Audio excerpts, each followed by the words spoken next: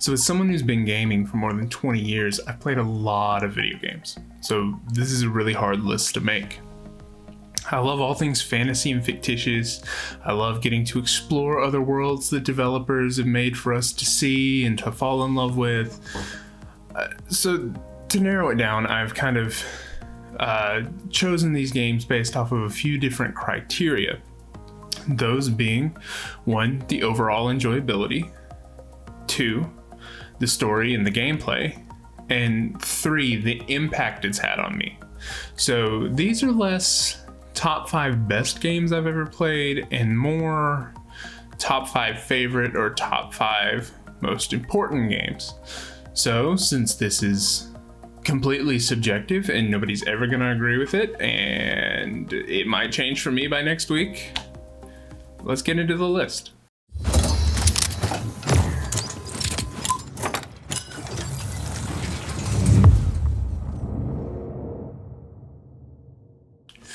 Alright, so coming in at number 5 is Spyro 2 Riptos Rage. Now, I feel like this is a bit of an odd one to include on a top 5 list, but hear me out.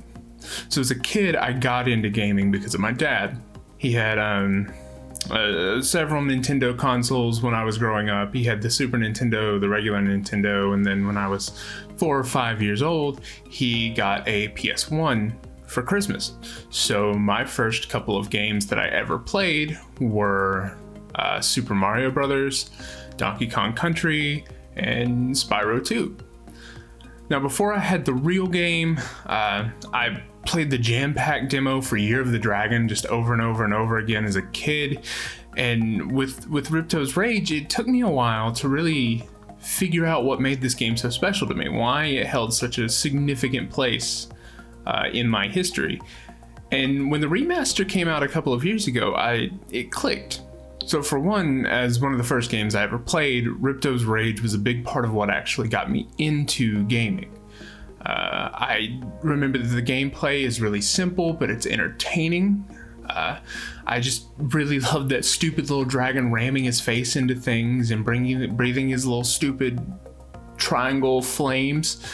And the soundtrack holds up, and I'm kind of sad that I can't include it in the video because of copyright reasons. The art direction is really fun and unique, and they just really improved on it in the remaster. And the worlds all stood apart from each other while still feeling connected. So I still think this game is worth playing, either the original or the remasters, and that's why it finds itself at number 5. So in 2006, I was introduced to this little game called Runescape.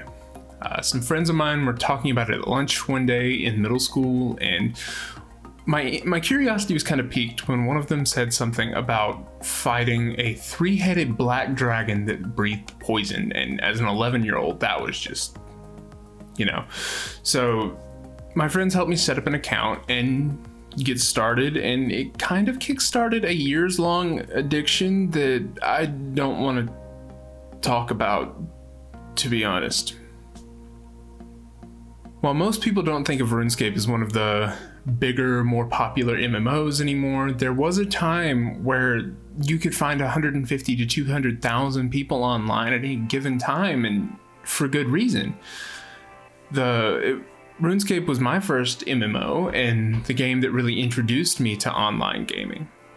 Before then, I'd never really had access to that kind of thing, so I stuck to single-player games. The fact that the game was free was just mind-boggling to me. That was a new thing. So I still think the world building is fantastic. The people and the settings are completely fleshed out. The quest system is one of the best quest systems I've ever seen in MMO, and in fact, the way quests work in RuneScape kind of spoiled me for a while when it comes to questing in MMOs. The only quest system I've really seen that's kind of similar is Guild Wars 2, and even that doesn't actually come close. I've spent thousands and thousands of hours exploring Gielinor, and that's why RuneScape finds itself at number 4. So at number 3, we've got this little indie title known as Kingdom Hearts 2. Yeah, I baited you. Sorry. When I was 11 or 12, my cousin's boyfriend at the time had this game that this looked sick. It was where this guy was fighting things with a key that was a sword, and Donald and Goofy were there. And look, I still don't know how this series ever got the green light based off of that pitch, but I'm glad it did. Kingdom Hearts 2 was the first action JRPG that I ever played, and would go on to shape a lot of my overall taste in gaming, even now 15 years later. I love Final Fantasy, I love JRPGs, and the Kingdom Hearts franchise was a favorite for a really long time. The series definitely feels a little bit convoluted at times, especially after Kingdom Hearts 2. And some of the titles haven't really felt quite as good as the other ones, but that's a topic worthy of a video in and of itself, and I'm not sure I'm qualified to make that video. Regardless, I feel like Kingdom Hearts 2 was kind of a sweet spot for the series. There was a really nice balancing point between Final Fantasy and Disney elements. The music and art direction was really good, just as it's been in every other game in the series. There's enough engaging gameplay mechanics to keep the game from getting too stale over the 40 or so hours it takes to beat the main story, which hasn't gotten too complicated yet at this point. I did briefly consider putting Birth by Sleep in at this point instead, because Birth by Sleep is tied for, if not my actual favorite Kingdom Hearts game. But I think there's a bit of a nostalgia factor here that bumped Kingdom Hearts 2 just above it, just enough to make the list.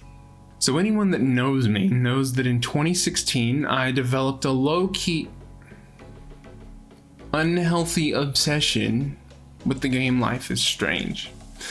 I was browsing Steam during the summer sale, and this game popped up that I'd never heard of, and I figured, I'll watch the trailer, sure, we'll see what happens.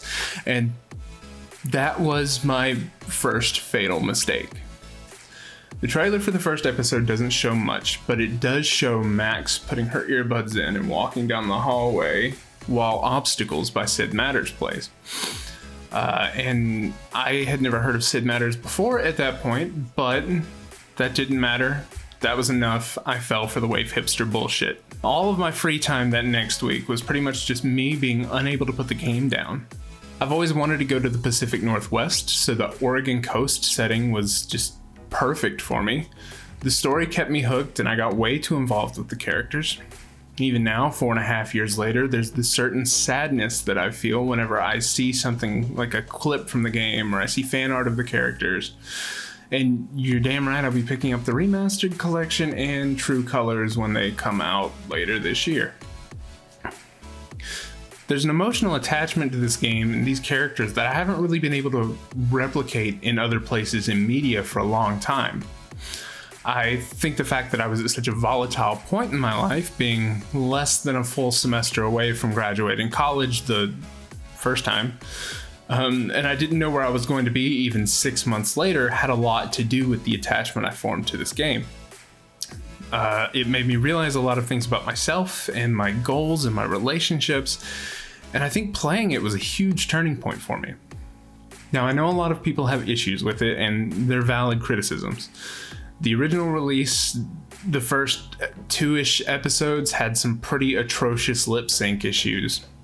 And a lot of people think the characters are a little bit too cliche, but that's part of the charm for me personally. I feel like for people in that age range, it makes it a lot easier to relate to, because everybody's known a Chloe or everybody's known a Warren, even if they're not exactly like that. They're just enough of a stereotype or a cliche where it's relatable. And I think that's why this game is always going to be somewhere on the list, and right now it sits comfortably at number 2. Before we get into my current favorite game of all time, I just want to briefly touch on some honorable mentions. Now, these weren't nearly as hard for me to decide on as the main list was, just because I think during the process of actually making the main list, these games came up over and over again and were kind of They've had a similar lasting effect on me, just maybe not as profound of one as the games on the actual list. So, These titles are The Last of Us, Final Fantasy VII Crisis Core, and Dishonored 1 and 2. I don't think I really need to say a whole lot about The Last of Us. The game has just received so much well-deserved praise, and it's been critically acclaimed for years now, and if you haven't played it, or at least watched a playthrough, do yourself a favor and do it. Final Fantasy VII Crisis Core was actually the first Final Fantasy game I played all the way through. I knew the characters from 7 and 8, I knew a lot of the major events from 7, I just never had a chance to actually play them, so Crisis Core was really the first. I've loved it ever since, and I kind of quote Genesis and Zach Fair both to this day. I think my Facebook page might actually still have a cringy Zach Fair quote on it from high school in the About section. I don't know, I don't ever look at that part of my Facebook. So I've loved the game for a long time, it just didn't quite make the full list. Lastly, the Dishonored titles are a longtime favorite.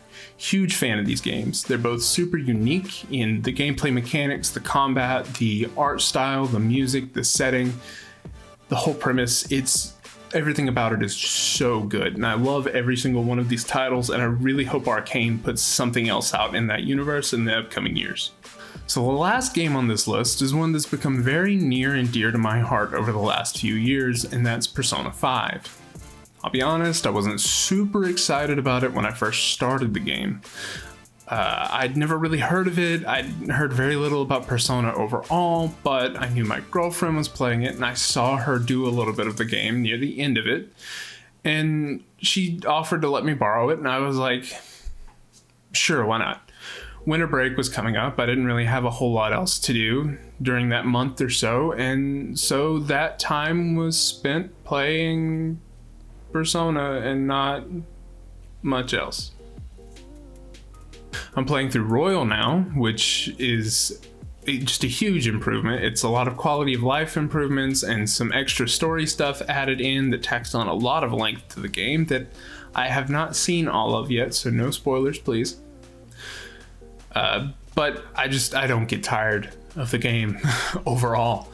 The story's pretty good, but the style is what really sells it for me, as it does for a lot of other people. The atmosphere, the soundtrack, the characters, the settings, everything just gels so well together.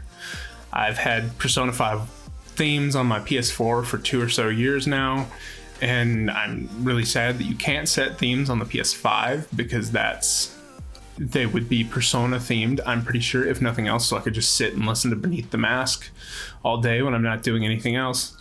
And so I think as of right now, Persona 5 is my #1 favorite game of all time.